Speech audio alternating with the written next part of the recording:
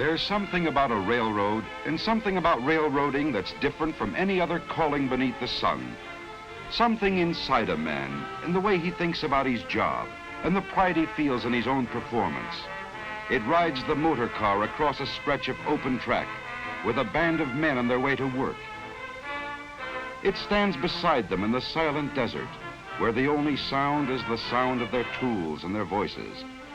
It walks with the man who works alone, marches with thousands who work together. For these are railroad people, a breed of their own, the men and women who run the railroad, working with paper, with forges, lathes, and presses, truing the wheels, tending the signals, throwing the switches, handing out supplies, helping with the baggage, serving the food, selling the tickets, building a fence, a bridge, a roadbed, using a shovel, a crane, a transit, a typewriter, making up the trains, running the trains, maintaining the trains. This is my railroad, 100,000 men and women working together to serve one purpose, to keep a railroad running.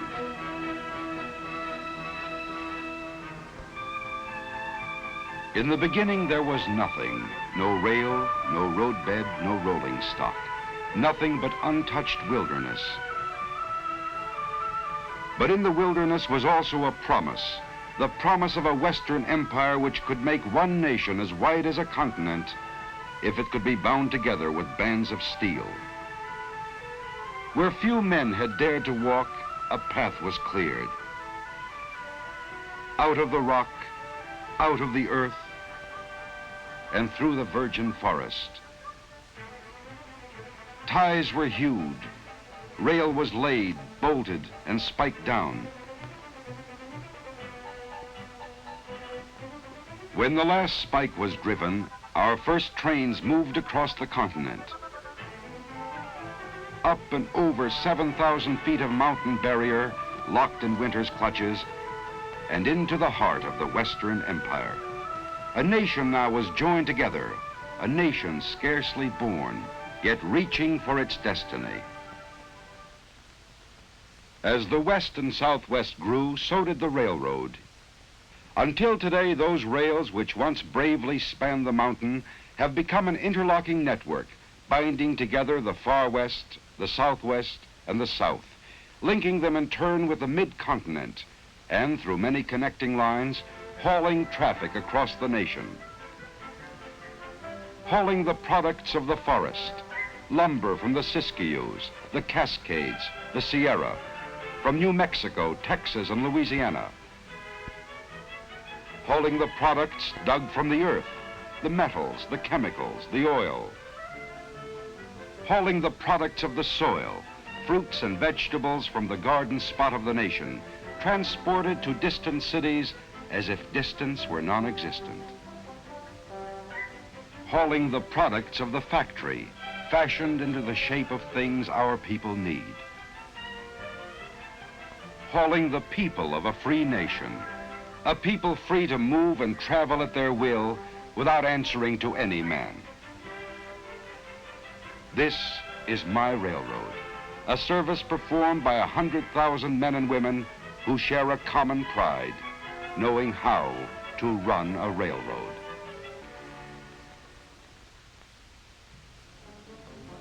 Well, railroading's quite a job, and it seems to be getting bigger all the time.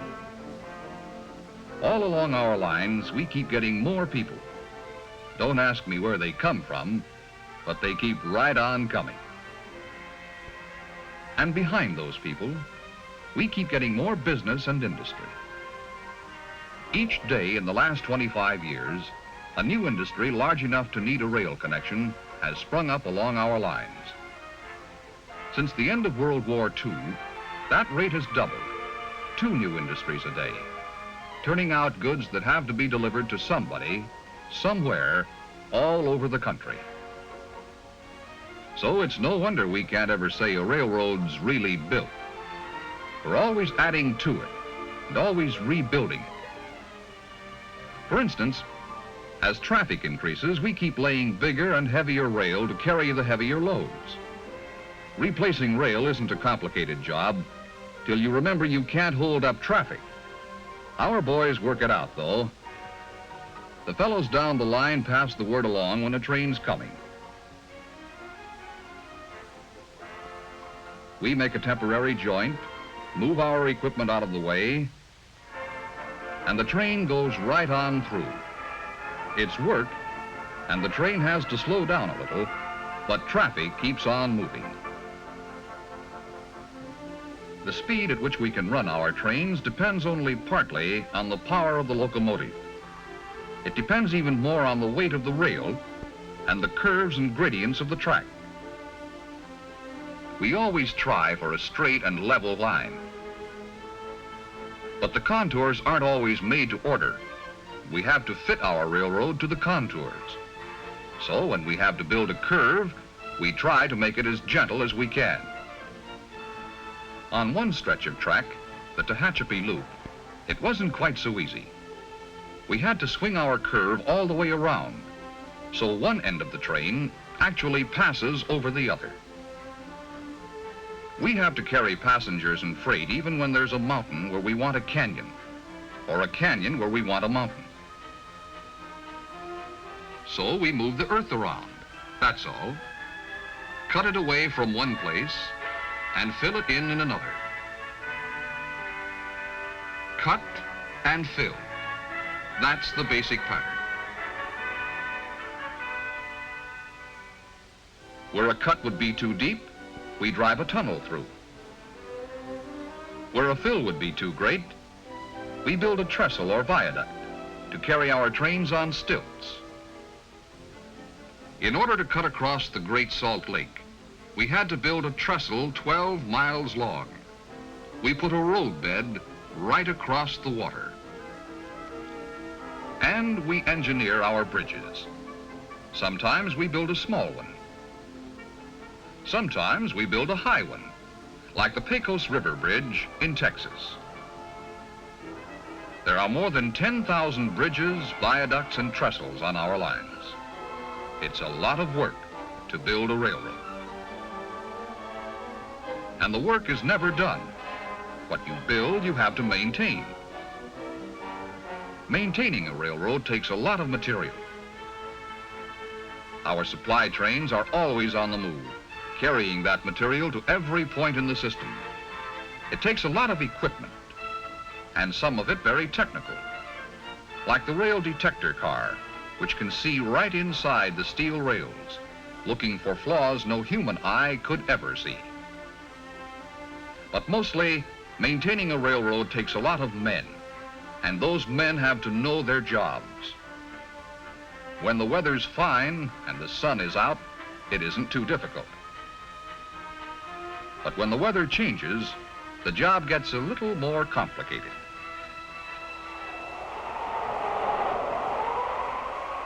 When the wind whips up a desert sandstorm, we've got a real fight on our hands.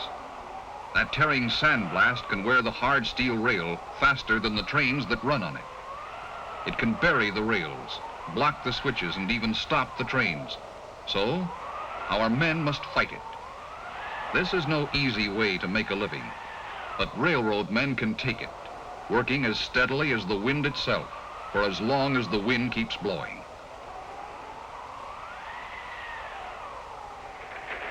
Like I say, it's quite a lot of work to run a railroad.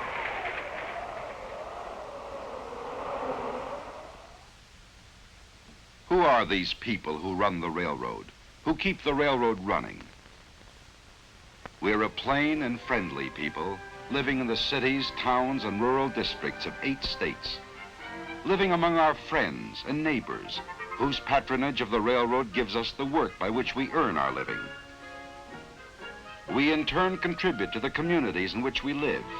We pay our taxes, take an active part in community life, and buy from merchants up and down the streets of 1,000 towns.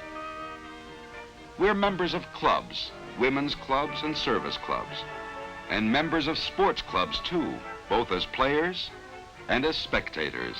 We all have fun, don't we, Bub? Yes, we're a plain and friendly people, we who run the railroad. We who run the railroad in sun and storm, in summer and in winter, in order to carry the people and the products of a nation, so that one man may exchange his goods with other men, and they in turn with him, in the working pattern of a free economy.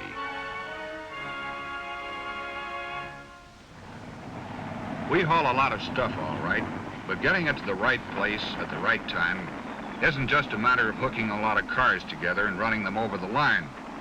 Every train has to be made up according to a carefully worked out plan. So naturally, we think our end of the job in the railroad yards is an important part of railroading, because that's where the trains are put together. All along the line, cars come into these yards to be routed and rerouted to their destinations. In the yards, we sort them and shuffle the individual cars into new trains. Some will go north, others south or east or west.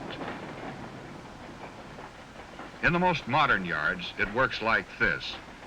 The engineer of the switch engine pushes the cars up the slope of a man-made little hill we call the hump. When the yardman pulls the coupling pin, the car rolls by itself down an easy grade. To see that it doesn't roll too fast, the operator in the first tower sets a control. And down on the track, the wheels of the car get an electronic squeeze to slow it down. It's still a little too fast, so another control is set, and a second set of squeezers brings it down to proper speed. Now, the operator in the next tower takes over and sends it to the right track to join up with other cars slated for the same destination. It has to be handled just right. Maybe there's furniture in that car, or maybe a load of dishes. If it rolls down the hump too fast, it'll hit like a head-on collision. It's got to come in real easy, right to the coupler like a cushion. That's what you might call a push-button railroad, but it still takes a good man to run it, and a good team on the ground to back him up. Where one man's job ends, another man's takes over. As the newly made-up trains pull along the throat track to the departure yard, a yard clerk calls in the number of each car to the yard office. SP 58228, PFE 178693. For every train we make up in the yard, we make up a train on paper, too. By keeping a record of their movements, we know where any shipment is anywhere along our lines at any time. On automatic machines, we cut a card for every car in every train. The cards are routed through other machines that automatically cut teletype tapes and dispatch a copy of each card to as many as 60 different offices which may be interested in the train. Later, at junction points across the continent, the progress of each car will again be teletyped ahead. With the aid of automatic equipment and electronics, railroading today has become a science. Yet all that these mechanical marvels can really accomplish is to help good men do their jobs better. The engineer in the cab can pick up his phone and, thanks to shortwave radio, talk with the conductor in the caboose a mile away as easily as if they were sitting side by side.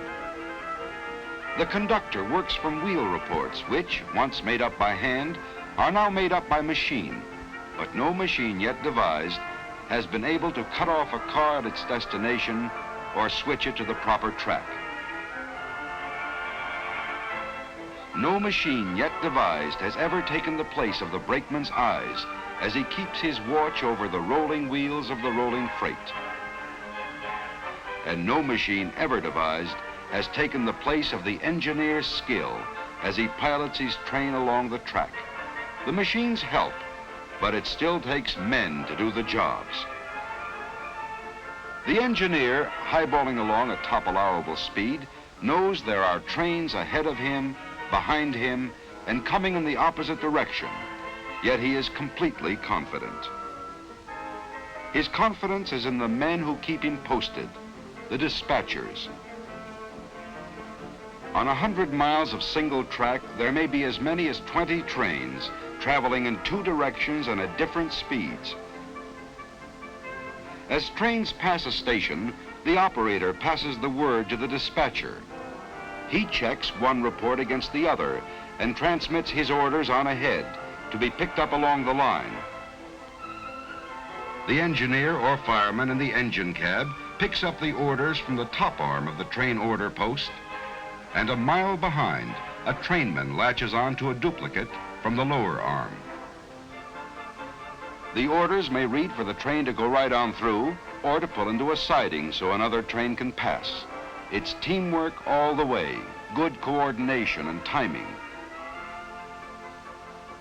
And the automatic block signal system provides a safe double check.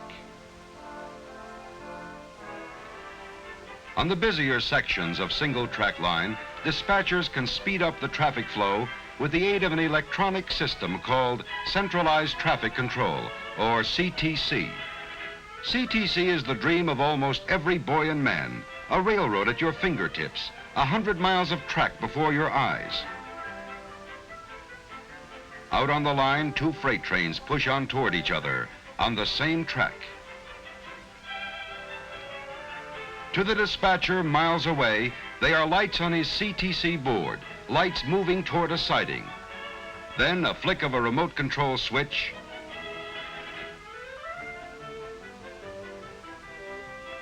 one freight takes the siding, the other train keeps right on rolling.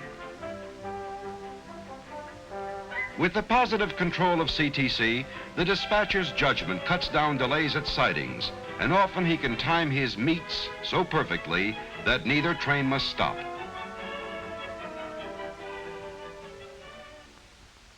Yes, behind the men who run the trains are many men who help to keep them running. No man works alone, for each man's work depends on others' work. Others like the shopmen. The modern conception of maintenance is to locate trouble before it happens and then keep it from happening. Shopmen call it progressive maintenance. Every locomotive, steam or diesel, passenger or freight, is checked and serviced after every run. A laboratory man can take a tiny thimbleful of lubricating oil from a diesel and turn that oil into a truth serum, which reveals the personal secrets of the locomotive. Trouble foreseen is trouble stopped before it happens. What might have developed into a major overhaul becomes a routine minor repair to a delicate engine or a set of rugged wheels. Wheels wear out of true from the steady grind of steady use. Shopmen can true up the wheels without even taking them off the engine. It takes quite a machine to handle the job and quite a man to handle the machine. Give men with know-how the tools and machines, and there is no limit to the precision work they can turn out, from maintaining engines to rebuilding the cars those engines pull. To the men in the shops, like those at Houston, Texas, rebuilding cars is an everyday story.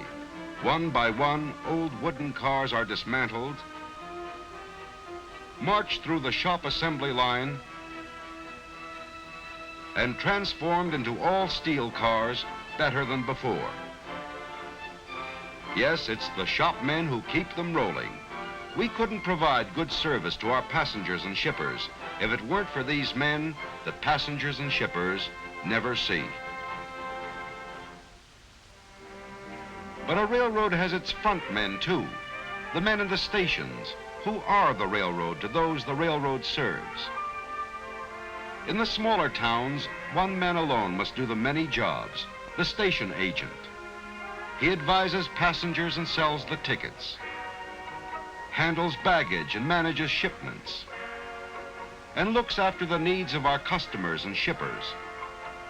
He knows more about the railroad than anyone else in town, and more about the town than anyone else on the railroad.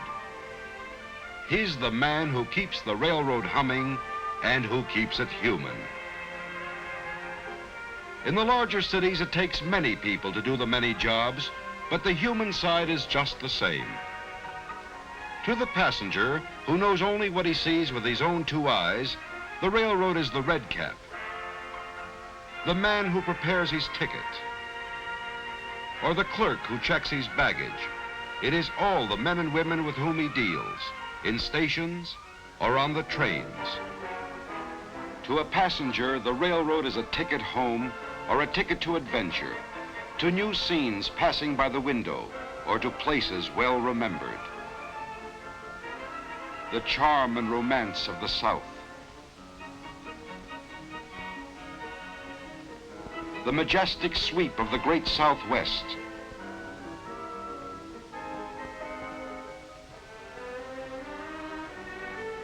The color and beauty on the shores of the Pacific. It is beauty in unexpected places, beauty that changes with the seasons. Spring is the gentle season, as fragile as the blossom on the branch. Spring brings the poppy to the coastland, the yucca to the hills. Along Louisiana bayous, soft colors light the water hyacinth. The year turns and the summer sun lies hot upon the land. But with the tang of autumn, the colors change upon the trees. A delicate tracery on the leaf, a broad brush stroke on the mountainside.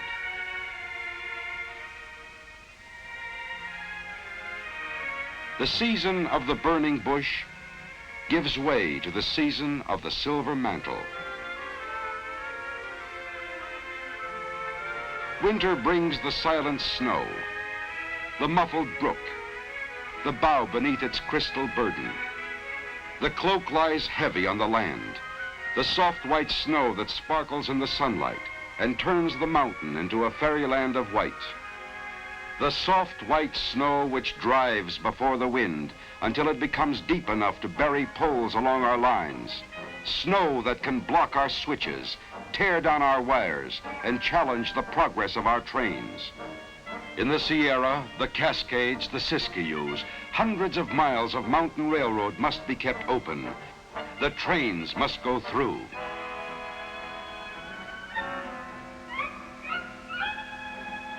When a new storm blows into the Sierra, you can be sure of just one thing. A battle is about to begin. A battle fought by man's mind as well as muscle, by a powerful and complex organization that has gained skill and knowledge through the years. As the storm bears down upon us, the power of the railroad is mobilized to meet it. Extra crews are called to duty. Track crews, train and engine crews, crews for the snow fighting equipment, railroad men who are mountain men, men who have fought snow all their working lives. These men and their equipment are dispatched to strategic locations. At their battle stations, they watch and wait, knowing the call will come, and that when it does, all our efforts will be bent in one direction, to keep the trains moving. Calling rotary 7205. Snow is piling up at milepost 193. Men and machine move in against the storm. The line must be kept open. Gold Run to Dutch Flat, Blue Canyon to Emigrant Gap, Cisco to Norden to Donner Summit and down the other side. The line must be kept open. Dispatchers work to keep the flow of traffic moving through the mounting fury of the storm. Trains west, trains east, rotaries in both directions. Always on the railroad when the chips are down, the man with the shovel gets to work. Switches must be kept clear. They must be kept from freezing. The trains must keep moving. Somewhere on the mountain, a wire is down. A slender wire that holds the battle line together.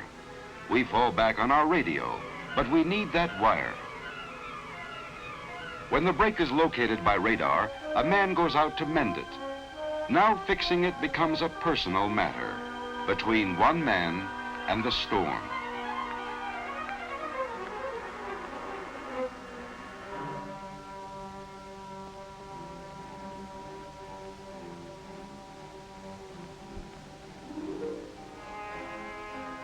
The fight goes on. If the storm won't quit, then neither will we. When the blind white fury smothers our attack, there's only one way to beat it: outlast it. Sometimes when the going gets tough enough, we may have to yield a little, to surrender one track to the storm and concentrate all our work and all our equipment to keep the other track open. So we do. We put our backs into it, we keep on punching. And the trains keep rolling through.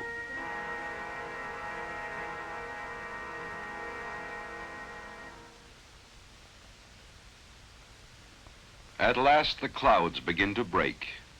The wind dies, the storm has spent its anger. The snow once more is a white and silent sea, gleaming in the sun. The battle is over, but not the work. Our buried wires must be dug free to safeguard communications if another onslaught comes. On the open lines of track, fast-moving flangers clear the snow from between the rails. But on the second track, where the storm closed us in and we made a temporary surrender, the big rotaries still have a job to do.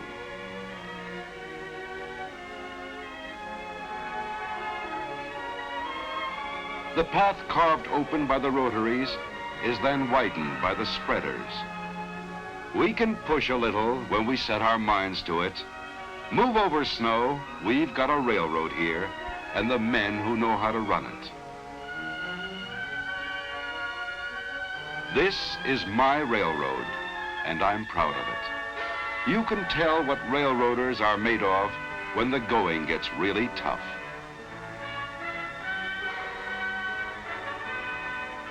Yes, there's something about a railroad and something about the railroaders who keep it running. Through sun and storm, in summer and in winter, in order to carry the people and the products of a nation. For a railroad is more than roadbed and rolling stock, more than yards and shops and offices. A railroad is railroad people, men and women working together, each one doing one job proudly, whatever that job may be. Men and women working together and sharing a common pride, knowing how to run their railroad.